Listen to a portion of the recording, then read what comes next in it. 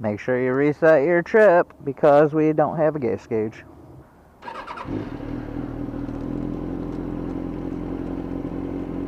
I really wish that would stop blinking. It bugs the shit out of me.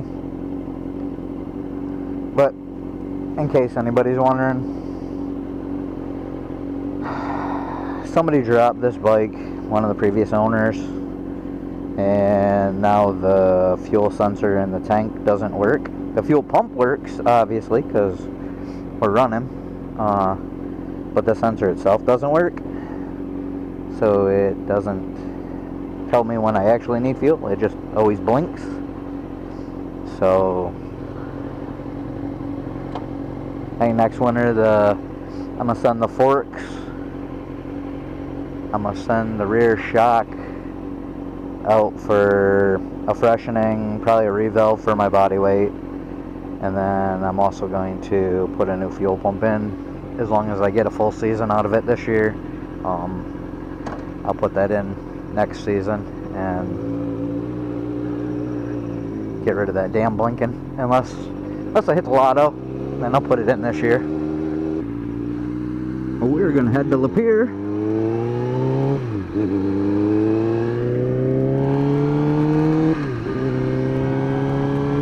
To go get maybe a tank bag.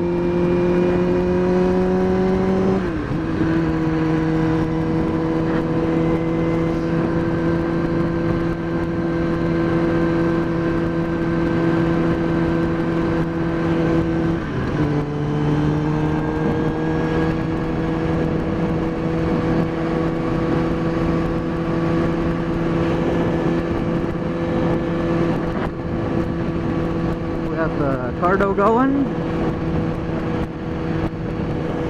It is, oh, there's a bug on my visor. It's roughly 50 degrees right now. We got all the new gear on. The Speed & Shrink Black 9 in charcoal.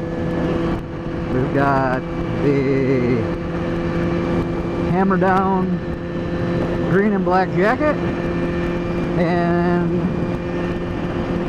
their mesh and leather riding gloves. I believe they are something for the glory. I don't remember exactly. It all fit exactly as it should. Feels great. Way more comfortable than the last gear that I had a couple months ago. Fits way better. Microfiber, kind of microfiber feeling material in the neck and around the cuffs.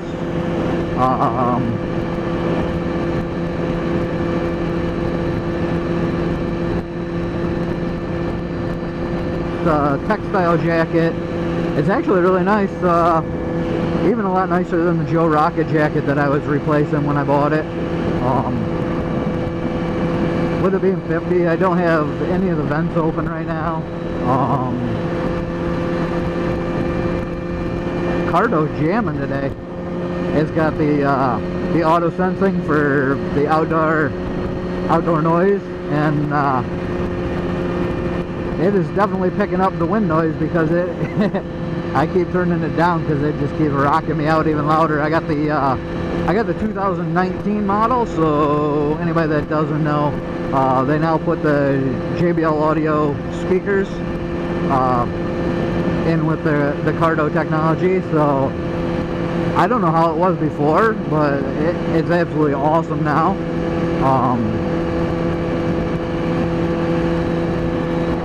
Anybody that doesn't ride with some sort of Bluetooth in their helmet, man, you seriously don't know what you're missing. Like, I ran with earbuds, like most everybody has, but the Bluetooth setup is so much nicer.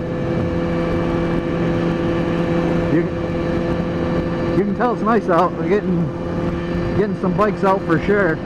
And bugs.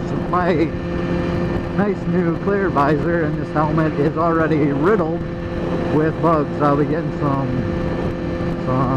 wipes when I get to the dealership. As long as they've got a tank bag to throw in the tank bag, because one thing I definitely can't stand is not being able to see out of my visor. So full headgear setup, I have the Bell Qualifier DLX Blackout edition. So it didn't come with the transition lens, but it did come with both a clear and a blackout lens. I doubt I'll ever put the clear lens on. Even with all the night riding that I do, I don't like clear lenses. I used to have a chrome lens on my Scorpion helmet, and when I put it on, I never took it off. So I don't have any issues seeing at night. I run some pretty bright headlights in every one of my bikes that I've ever ran. It's a little darker than having the clear, but not enough to where I need to swap it out. Mounted to that, we have the Drift Ghost X with a Purple Panda lavalier microphone setup. And I use the complete set from Purple Panda, including their I believe it's actually supposed to be for a GoPro 3 and 4, the little 90-10 pin. That plugs right into the Drift Ghost X,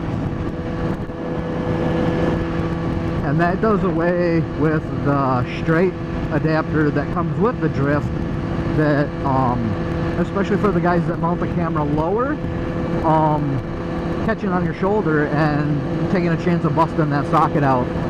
With the 90, it keeps it nice and tight, and I'll throw a picture up there. There you go. Now you can kind of see with the 90 degree on there. It's so much nicer. And then I actually ran the wire back, as you can see in there, and I used some of that moldable glue. Picked it up at Target. You can get it on Amazon or whatever. And I hooked it so that, I believe, even though it's attached the way it is, if I ever have any issues with the microphone, I can unplug at the connection there and replace the microphone in the helmet. I also believe, with the way I have it attached, I should be able to slide the actual 90 adapter out if that ever goes bad, without having to rip all the mounting glue and stuff off. It's a rigid mount, but it also kind of has like a silicone, a silicone trait to it, so it is a little flexible. So I think I should be able to pull the piece out of there and still be able to put a new one in without having to mess with the setup too much. So that's kind of why I mounted that the way I did. I'm not sure if you'll be able to see it in the picture with the 90. If not, I'll put a picture here, right here, right there, of the way I mounted the connection area.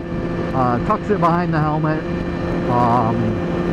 That stuff does come in black and white, so you can kind of coordinate it with your helmet. Obviously I went to black, and really you don't even see any of the wires or anything on it, you know, from any distance away. But that's what I got going for a setup right now, guys. Really happy with it. You can definitely tell it's nice out. I think it's the third or fourth bike getting the respect from the Harley guys. And the guys that actually will not wave most of the time is going to be the Rocket Boys. So we'll see if we see any of them out today. Alright guys, that's going to wrap it up for this video. I think I'll turn this into a 2-part, maybe a 3. We'll see. It's about an hour and a half over to the dealership.